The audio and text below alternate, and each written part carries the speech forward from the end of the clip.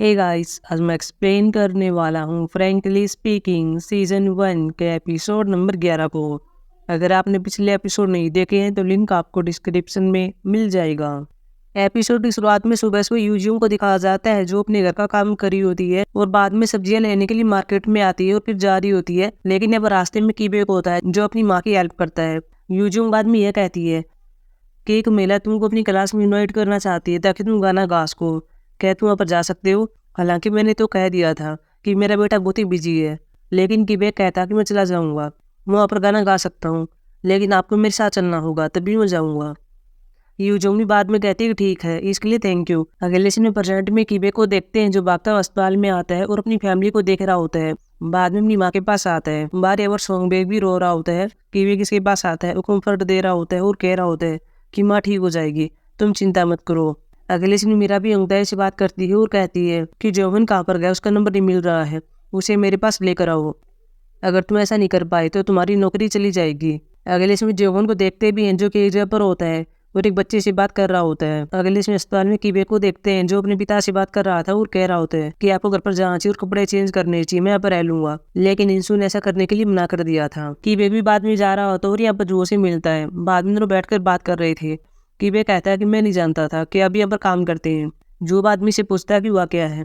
बाद में किबेक बताता है कि मेरी फैमिली के साथ क्या हुआ है। जो इसे कहता है कि तुम मुझे सदमे में होगे, लेकिन सब कुछ ठीक हो जाएगा। बाद में किबेक बाहर आता है और यहाँ पर वुजू आई हुई थी। वुजू किबेक को गले लगा लेती है और कहती है क्या तुम ठीक हो? किबेक कहता है कि मैं ठीक हूँ। वुजू कहती है कि तुमने खाना खा लिया, चलो खाना खाने के लिए चलते हैं। लेकिन किबेक ने मना कर दिया था और कह रहा होता है कि मुझे यहाँ पर काम है, मैं नहीं जा सकता, चलो मैं तुम्हें घर पर छोड़ देता हूँ। अगले समय किबेक मीरा से मिल रहा होता है जो कि इसको एक ऑफर दे रही होती है। किबेक भी बाद में कह रहा होता है कि मेरी फैमिली को पैसों की आवश्यकता है। मीरा भी कहती है कि ठीक है, मैं कोशिश करूंगी। अगले इसमें किबेक को देखते हैं जो जीव से मिल रहा होता है। जीव भी इसको खाना दे रहा था और कह रहा होता है कि मेरी पत्नी ने तुम्हारे लिए बना है, साथ में कुछ पैसे भी दे रहा होता है ताकि अस्पताल की बिलों का भुगतान कर सके। लेकिन किबेक कहता है कि मैं नहीं ले सकता, लेकिन जीव इसको किसी तरह दे देता है। अगले इसमें जिंग हेनु को देखते हैं जो एग्जाम पर आया हुआ था और यहाँ पर वॉलंटियर काम कर रहा होता है। अगले इसमें किबेक को दिखाया जाता है जो उजू के पास आता है। बाद में दोनों बैठकर बात कर रहे थे। उजू और किबेक से कहती है क्या तुमने खाना खा लिया और क्या तुम सोए थे? लेकिन किबेक मना कर देता है। बाद में वो जो किबेक को सोने के लिए कहती है, लेकिन किबेक कह रहा होता है कि कल मैं बहुत ही बिजी हो जाऊंगा। वो जो बाद में इसकी मालिश करती है और ये कहती है कि जब भी मैं परेशान होती हूँ तो मेरी माँ मेरी मालिश करती है और बाद में मैं बहुत ही अच्छा फील करती हूँ। वो जो बाद में देखती है कि किबेक सो गया है। अगले इसमें इंसू को देखते हैं जो गाड़ी लेकर एरिया पर आता है और यहाँ पर मिस्टर जंग नाम का एक आदमी होता है। इसको अपने प्रोडक्ट बेच रहा होता है ताकि अस्पताल की बिलों का भुगतान कर सकें। अगले से बुकजो दिखाया जाता है जो घर से बाहर जा रही होती है और ये प्रोजू से कहती है कि ये तुमने किबेक से बात की थी कि वो ठीक है? वुजू कहती है कि वो ठीक है। बोगजा कहती है कि वो झूठ बोल रहा होगा, लेकिन वुजू कहती है कि ऐसा नहीं है, वह झूठ नहीं बोल सकता। बोगजा बाद में कहती है कि क्या तुम तुम्हारी माँ से मिली थी?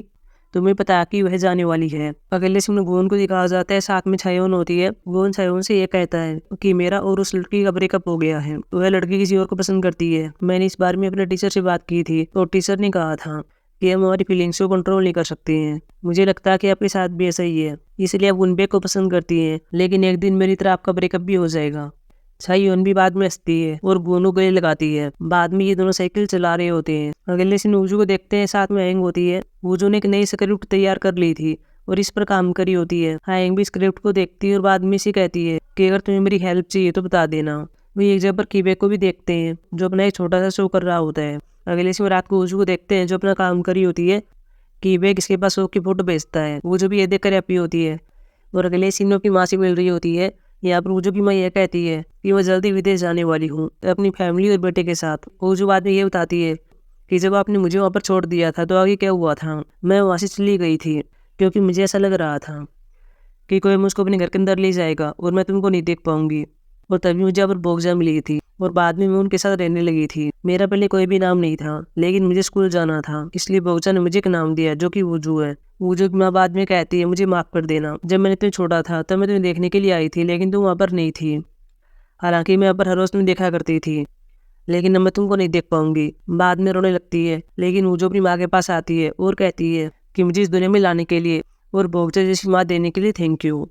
अगले सीन में वुजू ऐसी जा रही होती है, तभी किबेक इसको देख लेता है। बाद में इसके पास आता है। वुजू यहाँ पर यह बताती है कि मैं अपनी माँ से मिली थी। किबेक बाद में कहता है कि तुम्हें कैसा लग रहा है। वूजू यहाँ पर कहती है मैं ठीक हूँ और मुझे हल्का फील हो रहा है। कीबे एक बार वूजू को चीज पहनाता है और कह रहा होता है कि मैं ये तुम्हारे लिए लाया हूँ। अगले से मिंशू को देखते हैं जो गोदाम के पास आता है, लेकिन यहाँ पर मिस्टर जंग नहीं होता, वो इसके प्रोडक्ट को लेकर भाग गया था। अगले से वूजू को देखते हैं, साथ में ईना होती है, साथ में मिंगू होता है। ये दोनों वूजू से कहते हैं कि हमें भी अपने काम में शामिल होना है। अगले इसमें कीबे को देखते हैं जो प्लेग्राउंड में होता है। इसके पास वूजू कॉल करती है और कहती है तुम क्या कर रहे हो। कीबे कहता है मैं काम कर रहा हूँ। तभी वूजू पास में होती है और चिल्लाती है और कहती है कि तुम झूठ कैसे बोल सकते हो, तुमने पहले भी ऐसे किया था और कह दिया था कि मैं ठीक हूँ, तुम झूठ कब से बोल रहे हो। कीबे बाद में अपने सीन को बता रहा होता है। जय अस्पताल में जू से बात कर रहा था और कह रहा होता है कि मैं फिर से झूठ बोल रहा हूँ, शायद मेरा स्विच टूट गया है। जूहो यहाँ पर ये बता रहा होता है कि पहले ये वूजू की वजह से था, तुम्हारा स्विच कंट्रोल हो गया था और वजह तुम्हारी फैमिली है। अब तुम्हें इस बात को चुनना है कि तुम झूठ बोलना चाहते हो या फिर सच बोलना चाहते हो। वही वूजू भी कीबेक से नाराज होती है क्योंकि इसने झूठ बोला था, लेकिन कीबे गले लगा लेता है और कह रहा था कि मैं तुमसे प्यार करता हूँ। अगले से जिंग फैन को देखते हैं जो वॉलंटियर का काम कर रहा होता है, लेकिन इस बार ये इसका पिता होता है। जिंग फैन भी यहाँ पर बचपन की बातें कर रहा होता है। अगले से वूजू को देखते हैं जो अपने घर पर होती है और एक सीन याद करती है। इसके पास यूनता कॉल आया था और कह रहा होता है कि जिंग फैन अचानक से गायब हो गया है और उसने रिटायर होने के लिए कहा था। वूजू बाद में जिंग के पास कॉल करती है, लेकिन कोई जॉब नहीं आता। बाद में इसको याद आता है कि वो कहाँ पर हो सकता है। अगले सीन वूजू जगह पर आती है और यहाँ पर जिंग को देखती है और बाद में इसको मारती है। अगले इसमें कीबे को देखते हैं, साथ में सोंगबेक होता है, साथ में उनबेक होता है। उनबेक भी यहाँ पर यह बताता है कि पिताजी के साथ क्या हुआ है, जिसको प्रोडक्ट बेचे गए थे वो आदमी भाग गया है। अगले इसमें सभी गोदाम के पास आते हैं और बाद में अंदर आते हैं, लेकिन यहाँ पर इनका सम्मान नहीं होता। कीबे के यहाँ पर यह कह रहा होता है कि हमें बाहर जाना चाहिए, यह जगह बहुत ही खतरनाक है। ये सब बातें अपने पिताजी से कह रहा होता है। बाद में अपने पास्ट के सीन को देखते हैं जब कीबे घर पर आता है और यहाँ पर इसको ये पता चलता है कि इसके पिता का बिजनेस फिर से खराब हो गया है और अब मुझे स्कूल का ट्रांसफर फिर से करना होगा। यूजी बाद में कीबेक से कहती है कि मैं तुम्हारे लिए खाना बना देती हूँ, लेकिन यहाँ पर घर पर खाना नहीं होता। कीबेक बाद में घर से बाहर आता है, साथ में इंशू आता है। इंशू भी कीबेक से कह रहा होता है कि सब कुछ ठीक हो जाएगा, लेकिन कीबेक चिल्ला रहा था और कह रहा था कि इसमें सब गलती आपकी है, मुझे बार बार स्कूल को चेंज करना पड़ता है, लेकिन अब मुझे यहाँ पर नहीं रहना है। बाद में कीबेक जा रहा होता है, लेकिन इंशू इसको रोक रहा होता है और इसका यहाँ पर एक्सीडेंट हो गया था। वही प्रेजेंट में कीबेक को देखते हैं, साथ में इसकी फैमिली होती है। ये भी देखते हैं कि बाहर से कोई आ रहा होता है। बाद में छिप जाते हैं और यह तो मिस्टर जंग होता है। कीबे कह रहा था अब हम क्या करें। इंशू कहता है तुम चिंता मत करो, मैं इनको संभाल लूंगा। बाद में इंशू बाहर आता है और मिस्टर जंग को बोलता है। मिस्टर जंग भी कह रहा होता है ठीक है तुम्हारे बेटे भी यहाँ पर हैं। बाद में ये भी बाहर आते हैं, लेकिन ये अपनी इस बात को देखकर चौंक जाते हैं कि हमारे पिता इन सभी कैसी पिटाई कर रहे हैं। बाद में ये भी अपने पिता की हेल्प करते हैं। अगले सीन में यहाँ पर पुलिस आ रही होती है, वो चोरी करने के लिए इनको अरेस्ट कर रही होती है, लेकिन यहाँ पर कीबेक की फैमिली तो छुप गई थी। मिस्टर जंग यहाँ पर कह रहा होता है कि अब और भी लोग हैं। बाद में पुलिस वाला देखने के लिए आता है, लेकिन कीबेक की फैमिली यहाँ से चली गई थी। अगले सीन में यहाँ से पुलिस भी चली गई थी और बाद में सब बाहर आ गए थे। वही वूजू भी जेंग से बात करती है और कहती है कि ये सब क्या है, तुम रिटायर क्यों होना चाहते हो, अगर तुम्हें ब्रेक लेने की आवश्यकता है तो तुम ब्रेक ले लो, तुम इस प्रकार उनको अकेला छोड़कर नहीं जा सकते। वही कीबेक भी अपने पिता से कह रहा होता है कि ये सब मेरी गलती है, मैं फैमिली पर बोझ था, मुझे माफ़ कर देना। इंशू भी से अपनी गलतियों के लिए माफ़ी मांग रहा होता है और बाद में ये सब गले मिलते हैं, लेकिन तभी अस्पताल से इनके पास एक कॉल आती है और बाद में एपिसोड खत्म हो जाता है।